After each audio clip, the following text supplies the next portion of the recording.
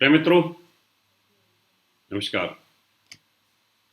ज्योतिषी के कार्यक्रम के हमारे YouTube channel doctor HS. Rawat में आपका हार्दिक स्वागत है। मैं हूं आचार्य एच.एस. रावत। 14 मार्च को शाम को 6:03 पर सूर्यदेव राशि परिवर्तन करेंगे।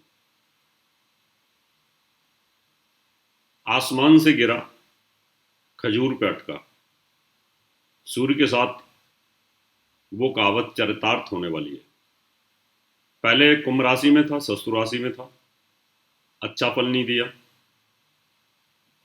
वहां से निकल करके मीन राशि में आ गए। अब मीन राशि में आने के बाद खुद तो अच्छा फल करेगा,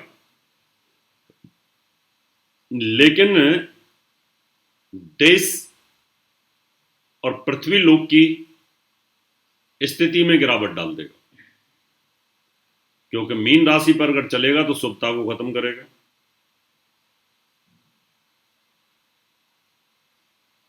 इस वजह से जब जब भी धनु और सूर्य, धनु के अंदर सूर्य या मीन के अंदर जब सूर्य चलता है, तो उस समय पर मल मास शुरू हो जाता है,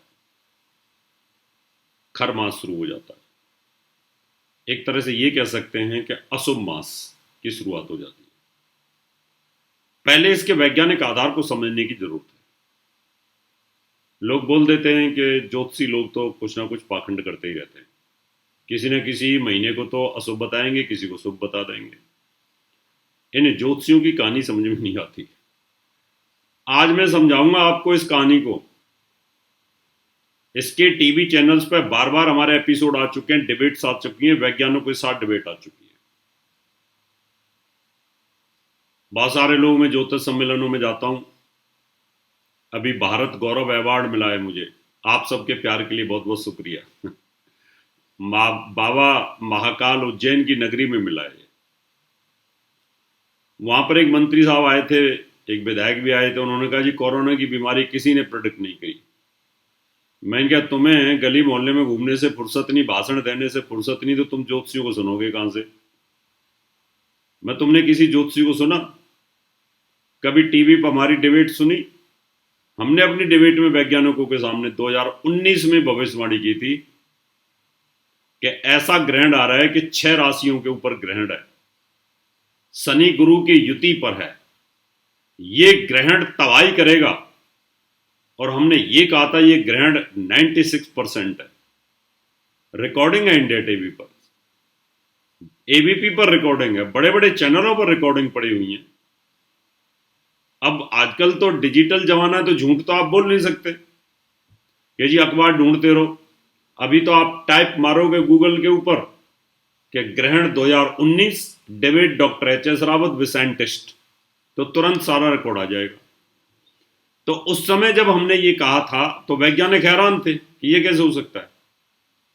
लेकिन हमें ये थोड़ी पता है कि कोरोना है, कोरोना है, कौन सी बीमारी है। हमें ये पता था कोई विषैली बीमारी। मैंने खुद 10 बार ये कहा कि कोई विषाक्त बीमारी, विषैली बीमारी जिससे पृथ्वी दूषित होगी, वो प्रिडिक्शन की थी। अगर हम ऐसे प्रिडिक्शन कर दें कोरोना आएगा, तो फिर तो हम भगवान हो गए, फिर तो हमारे मंदिर बन जाएंगे चारों तरफ। इसलिए ज्योतिष अपने आप में एक पूर्ण विज्ञान है। फिर हमने 2020 के ग्रहण में जून में भी यही कहा था कि बीमारी अभी खत्म होगी नहीं, टाइम लगेगा इसमें। अगस्त सितंबर के बाद में डाउन पे आएगी, डाउन पे आनी शुरू हो गई अगस्त सितंबर के बाद में। लोग कह रहे थे 2022 तक ये बीमारी चलेगी। हमने कहा बिल्कुल नहीं चलेगी 2022 तक। ये बीमारी खत्म हो जाएगी 2020 के अंदर ही खत्म हो जाएगी। 2021 में वैक्सीन आ गई, अब वैक्सीन लग रही है, खत्म हो गई है। उसका जो प्रकोप था पूरा खत्म हो गया। अब ऐसे तो कोल्ड कफ, जुकाम कभी जिंदगी में खत्म होते ही नहीं है, तो साल में 3-4 बार तो होते ही हैं। अभी बोला कि दोबारा से पकड़ रही है, दोबारा से बीमारी पकड़ रही है। झूठ है सब। दोबारा से बीमारी नहीं पकड़ रही है, दोबारा से मौसम परिवर्तन हो रहा है। कोल्ड कफ की बीमारियां बढ़ रही है। कोल्ड कफ, फीवर तो ऐसे ही जनरल बढ़ जाता है, उसको कोरोना के साथ लिंक करना पागलपन है। इसलिए नहीं कहा जा सकता। इसलिए ज्योतिष के अंदर बताने वाला चाहिए। ज्योतिष अपने आप में पूर्ण विज्ञान है, वेदों के अंग है, छठा अंग है। और वेदों का छठा अंग, उसके उसके ऊपर उंगली उठाने वाला वह हिंदू नहीं हो सकता, किसी कीमत पर हिंदू नहीं हो सकता। वो हिंदू होने के नाम पर पाखंड है, वो कलंक है हिंदुओं के ऊपर। क्योंकि अगर वेद को पढ़ने के लिए 6 अंगों की आवश्यकता है, जिसमें ज्योतिष नेत्र है, और वो ज्योतिषी तो हम बताते हैं। गलती हमसे हो सकती है, हो सकता है हम सही ना बता पाए, हमारी जिम्मेवारी है वो। अगर कोई प्रोडक्शन सही नहीं होती है हमसे तो हमारी जिम्मेवारी है, लेकिन जब गहराई के साथ उसकी प्रोडक्शन करते हैं तो निश्चित तौर पर उसका लाभ मिलता है। तो मित्रों, हमने इसकी भविष्यवाणी की थी। आज आप लोगों का इतना प्यार मिलता है, हर सैटरडे संडे कोई ना कोई पूरे इंडिया के अंदर सम्मेलन होते रहते हैं, वहाँ कोई ना कोई अवार्ड, अभी 15 लाइफ टाइम अचीवमेंट अवार्ड मिले हैं मुझे। कुछ किया है, करने के लिए प्रेरित हैं, तभी कुछ होता है। तो मित्रों, ज्योतिष को सीखिए। आज मैं आपको वही जानकारी देने वाला हूं कि ये जो मल का महीना होता है, इसका वैज्ञानिक आधार क्या है, ये क्यों विषैक्त कर देता है। देखिए, पृथ्वी के ऊपर जो बृहस्पति देव है उसमें शुभता जाता है। वहां पर जो गैस हैं वो हमारे लिए, ह्यूमन बीइंग के लिए बहुत ज्यादा शुभ हैं। उनका हमें बेनिफिट्स मिलता है। जैसे शनि देव के ऊपर बहुत जहरीली गैसेज हैं, वहां पर एक शनि का मून ऐसा है जहां तेल बहता है, जिसका तेल के साथ हमारे पृथ्वी लोक पर लिंक है। तेल दान करते हैं हम तो शनिदेव प्रसन्न होते हैं। कितना बड़ा जबरदस्त विज्ञान है, कितना लाभदायक विज्ञान है। बृहस्पति शुभ है, आग का गोला। सूर्य जब उस शुभता के ऊपर से जाता है तो शुभता को जला देता है, खत्म कर देता है। इसलिए धनु राशि बृहस्पति की है और मीन राशि भी बृहस्पति की है। इनके ऊपर से जब वो जाएगा, इनके ऊपर गोचर करेगा, तो जो शुभता आनी चाहिए, पृथ्वी लोक के ऊपर अमृत वर्षा होनी चाहिए, वो उस सूर्य देव की हीट से, उस सूर्य देव की जो तपिश है, उससे वो खराब हो जाती है। और जब वो खराब होगी ऊपर अंतरिक्ष में, तो हमारे शरीर पर उसका प्रभाव आता है।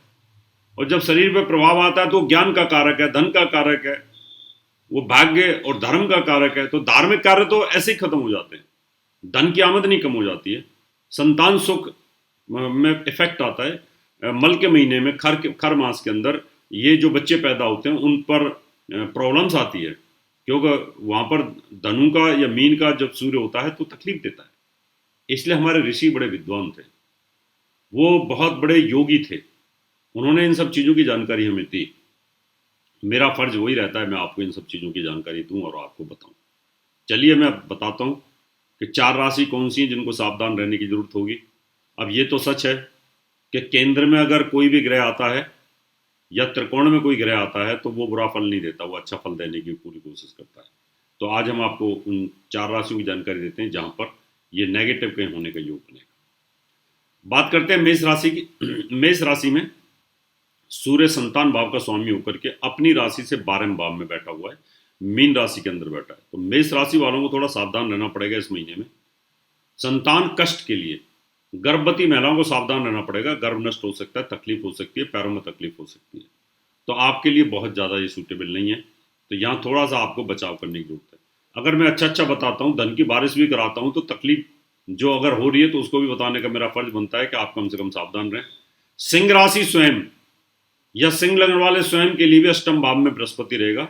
आयु खंड आने वाले व्यक्ति, बीमारी से जूझ रहे हैं, जिनको तकलीफ है, हार्ट से तकलीफ है, उनके लिए कहीं ना कहीं मृत्यु तुल्य कष्ट हो सकता है। उनको भी अपना पूजा पाठ करते रहें, सूर्यदेव को जल चढ़ाते रहें, सूर्य की मंत्रों का जाप करते रहें तो लाभ मिलेगा। तुला राशि वालों के लिए व्यापार का स्वामी होकर के कर्ज के घर में बैठ गया सूर्य जाकर के। वैसे तो 6ठे भाव में सूर्य अच्छा फल देता है, लेकिन फिर भी मीन राशि के अंदर है वो, तो वहां कहीं तकलीफ दे रहा है। तो यहाँ थोड़ी सी आपको तुला वालों को भी सावधानी बरतनी पड़ेगी, उनके लिए भी बहुत पॉजिटिव नहीं है। अब हम बात करते हैं मकर राशि। मकर राशि के अंदर अष्टमेश है, मृत्यु स्थान का स्वामी है, अपनी राशि से मृत्यु स्थान में है। ये एक नेगेटिव योग है, इसलिए मकर राशि वालों को अपने स्वास्थ्य का खास ध्यान रखना पड़ेगा, नहीं तो उनको कहीं ना कहीं चोट लग सकती है, दुर्घटना हो सकती है, परेशानी हो सकती है। तो अपने थोड़ा सा बचाव करने की जरूरत है।